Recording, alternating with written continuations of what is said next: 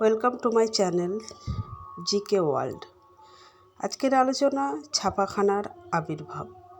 কিভাবে এই পৃথিবীতে ছাপাখানার আবির্ভাব হলো, কোথায় প্রথম ছাপাখানা আবিষ্কার হলো এবং ভারতেই বা কবে হলো, এই সব নিয়ে আজকের আলোচনা।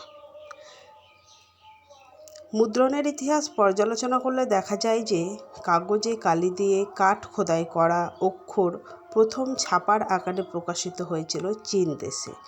866 খ্রিস্টাব্দে পৃথিবীর প্রথম ছাপা বই বৌদ্ধ ধর্মগ্রন্থ হীরক সূত্র ওয়াং চিহে নামে জনৈক ব্যক্তি এটি চীনা ভাষায় অনুবাদ করেছিলেন।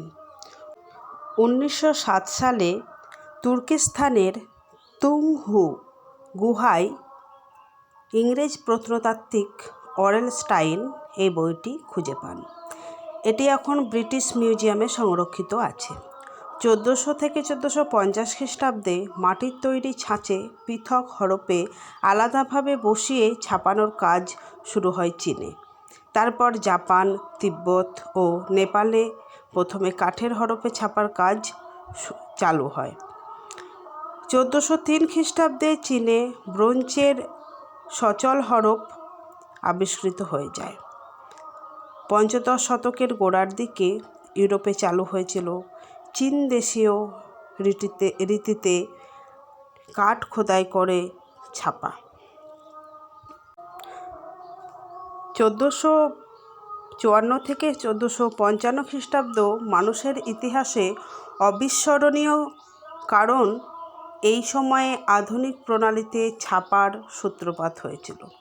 আগুন ও যন্ত্রের ব্যবহারের মতোই ছাপা আবিষ্কার একটি যুগান্তকারী ঘটনা, কেননা সভ্যতার গোড়া থেকে মানুষের চিন্তা চেতনা, ধ্যান ধারণা, দর্শন, সাহিত্য ও শিল্প বিজ্ঞান সব কিছুই ভঙ্গুর পুঁথি থেকে উদ্ধার করে সংরক্ষণ করা হয়। সভ্যতার চলমান বা মাধ্যম বা মিডিয়া হিসাবে ছাপা যতদিন গেছে ততই আধুনিক উন্নত হয়েছে, তবে গতি বৃদ্ধি পেয়েছে। ধাতুর তৈরি মুভেবল বা সচল আধুনিক ছাপার জনক জার্মানির এক স্বর্ণকার জোহান্স গুটেনবার্গ। 1450 সালে তিনি ছাপাখানা তৈরি করেন। তার সঙ্গে অন্য দুই ব্যক্তি যথাক্রমে জোহান ফার্স্ট এবং পিটার স্কোফার। এই ছাপাখানায় প্রথম 3-4 বছরে কিছু ধর্মীয় গ্রন্থ ছাপা হয়েছিল। 1454 থেকে 1455 সালে ছাপা বাইবেল গুটেনবার্গ বাইবেল নামে পরিচিত ছিল। গুটেনবার্গ বাইবেল ছাপার 100 বছর পর ভারতের গোয়া শহরে পর্তুগিজরা প্রথম ছাপাখানা নিয়ে আসে। 1556 থেকে 1574 সালের মধ্যে 34টি বই ছাপা হয়। ভারতের প্রথম ছাপা বই কনক্লুসয়েস এ উত্রাস কয়েসাস বইটি পাওয়া যায় না। গ্যাসপার ডি নিয়েও এর লেখা কম্পেন্ডিও স্পিরিচুয়াল ডা ভিডা খ্রিস্টা বইটি 1561 সালে প্রকাশিত হয়। 1578 সালে প্রথম ভারতীয় ভাষা তামিল হরপে ছাপা দুতিরিনা খ্রিস্টা বইয়ের মুদ্রাকার ছিলেন গনসালভস নামক একজন স্প্যানিশ ব্যক্তি। গোয়ার পর 1674 থেকে 75 সালে বোম্বাইয়ের ছাপাখানার কাজ শুরু হয়।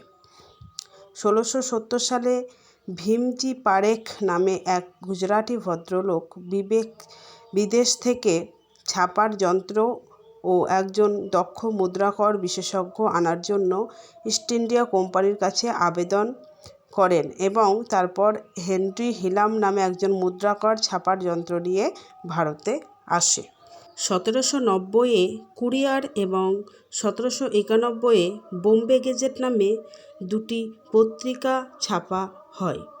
বোম্বাইয়ে প্রথম দেশীয় ভাষায় ছাপাখানা খোলেন ফার্দুনজি মার্জরাম 1812 সালে। এখানেই 1814 সালে গুজরাটি পাঁজি ছাপা হয়।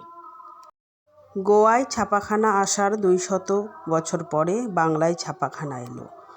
ইস্ট ইন্ডিয়া কোম্পানির প্রশাসনিক কাজের প্রয়োজনে 1778 সালে কোম্পানির কর্মী জেমস অগাস্টাস হিকি 2000 টাকা ব্যয় করে ছাপাখানা বসান। 1780 সালের নভেম্বরে হিকি ও বি মেসিঙ্ক ও পিটার ড্রিড এর মিলিত উদ্যোগে কোম্পানি প্রেস প্রতিষ্ঠা হয়। সেখান থেকে বিখ্যাত বেঙ্গল গেজেট ও ইন্ডিয়া গেজেট নামে দুটো পত্রিকা প্রকাশিত হয়। 1785 সালে জোনাথন ডানকানের ইম্পে কোড, 1797 সালে দি টিউটর মুদ্রিত গ্রন্থগুলি কোম্পানি প্রেস থেকে প্রকাশিত হয়। 1776 সালের এ কোড অফ জেন্টুলজ লন্ডন থেকে ছাপানো হয়েছিল। এরপর ওয়ারেন হেস্টিংস ও উইলিয়াম জোন্সের অনুপ্রেরণায় প্রথম নাথানিয়াল ব্রাসি হলোয়েড সংস্কৃত ও ভারততত্ত্ব চর্চায় আগ্রহী হন। হিকির চেষ্টায় মনুসংহিতা, প্রাচীন আইনগ্রন্থ সংহিতা ও দণ্ডবিধি প্রভৃতি ইংরেজি ভাষায় অনুবাদ হতে থাকে।